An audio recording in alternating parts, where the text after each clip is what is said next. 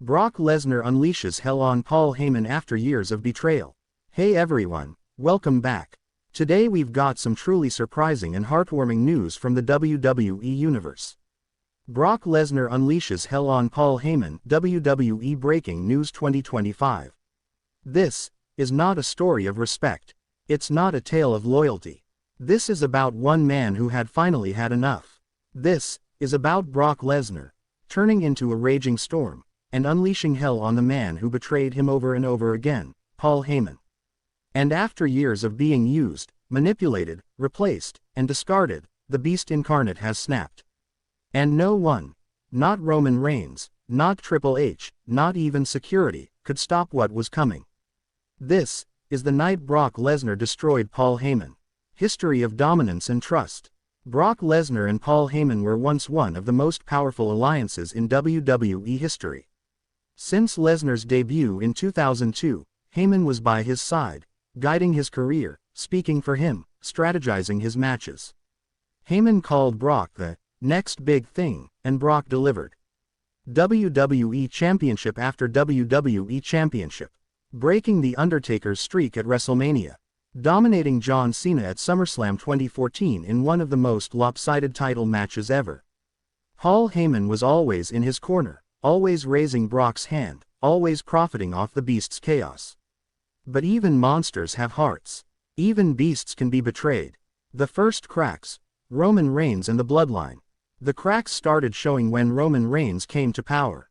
When Reigns returned in 2020 with a new, tribal chief persona, he came with one unexpected weapon, Paul Heyman. Fans were shocked. Lesnar was gone at the time. And Heyman moved on. He aligned himself with Roman Reigns, the very man who Lesnar had feuded with for years. The man who Lesnar had destroyed at WrestleMania 34. But now, Heyman was calling Roman Reigns the greatest champion in WWE history. He wasn't just managing him. He was praising him as the head of the table. Lesnar's absence allowed the betrayal to brew quietly.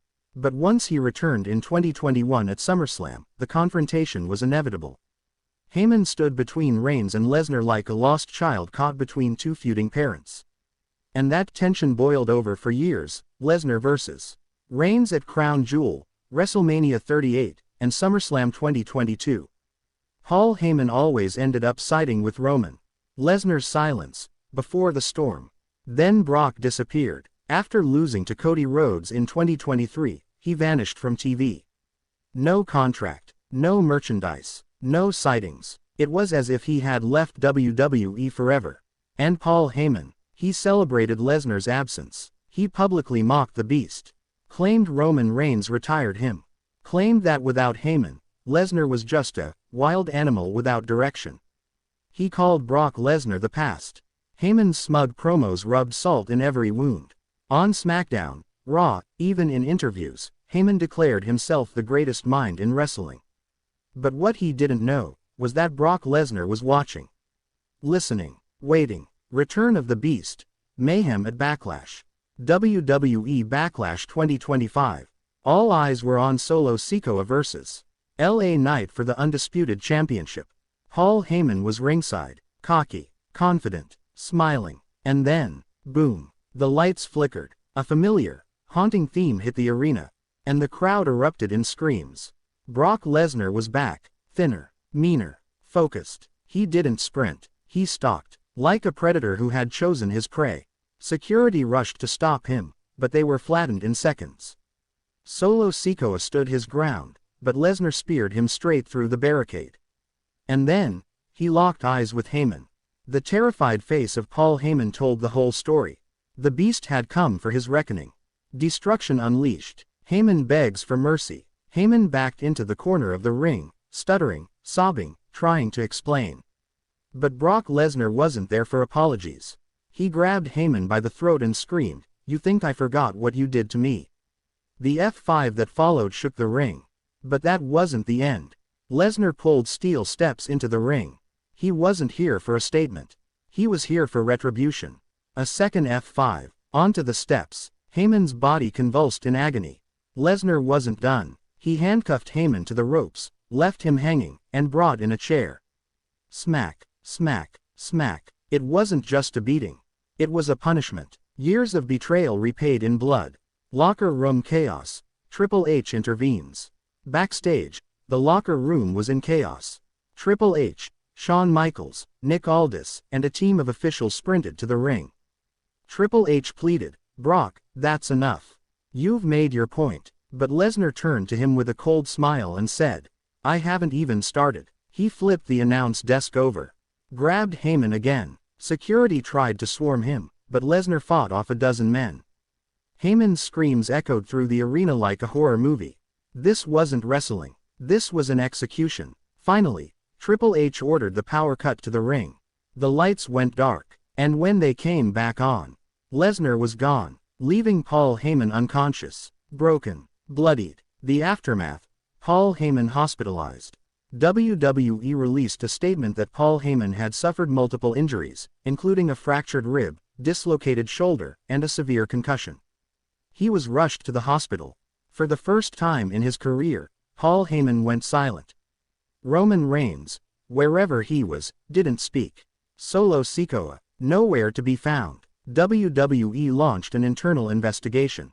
Rumors swirled of lawsuits, criminal charges. But Brock Lesnar didn't care. Because he had one goal: make Paul Heyman feel everything he had felt since the day he was betrayed.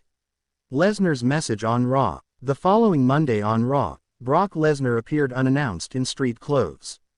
No music, no pyro, just rage. He walked into the ring and picked up a mic.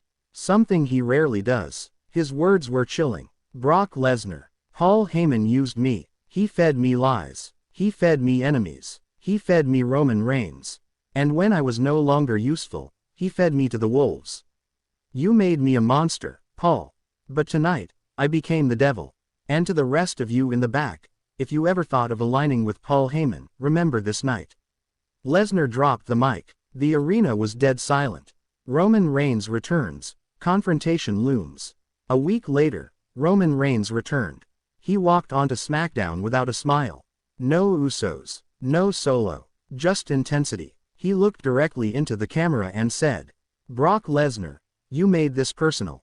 You don't touch family. You've declared war on the Bloodline." And with that, the WWE Universe knew what was coming. Reigns versus Lesnar. Again. But this time, it wasn't about titles. It wasn't about the main event of WrestleMania. This time, it was about vengeance.